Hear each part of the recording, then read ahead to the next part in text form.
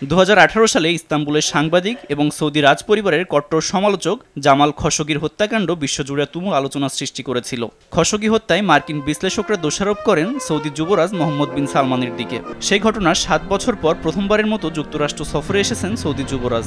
মঙ্গলবার হোয়াইট হাউসে বৈঠক করেন মার্কিন প্রেসিডেন্ট ডোনাল্ড ট্রাম্প ও সৌদি যুবরাজ মোহাম্মদ বিন সালমান। তবে সাংবাদিক জামাল খশোগির আলোচিত হত্যাকাণ্ড সম্পর্কে যুবরাজ কিছুই জানতেন না বলে মন্তব্য করেছেন যুক্তরাষ্ট্রের প্রেসিডেন্ট ডোনাল্ড ট্রাম্প। ট্রাম্পের বক্তব্য 2021 সালে প্রকাশিত মার্কিন গোয়েন্দা প্রতিবেদনের সঙ্গে সাংঘর্ষিক। সেই প্রতিবেদনে যুবরাজ খশোগিকে গ্রেফতার বা হত্যা করার পরিকল্পনার অনুমোদন দেয় বলে উল্লেখ ছিল। এর আগে ট্রাম্পের রিয়াদ সফরে সৌদি যে $600 বিলিয়ন বিনিয়োগের ঘোষণা দিয়েছিল তা বৃদ্ধি করে $1 ট্রিলিয়ন করা হয়েছে।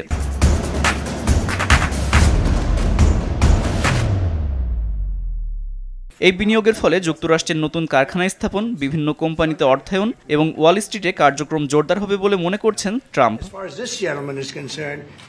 এদিকে ইসরায়েলের উদ্বেগ সত্ত্বেও সৌদি আরবকে মার্কিন F-35 যুদ্ধবিমান বিক্রি করবে যুক্তরাষ্ট্র।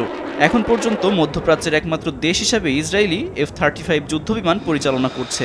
মার্কিন প্রতিষ্ঠান লকহিড মার্টিনের তৈরি এই যুদ্ধবিমানকে বিশ্বের সবচেয়ে শক্তিশালী যুদ্ধবিমানের একটি বলা হয়। আব্দুল মালেক, RTV।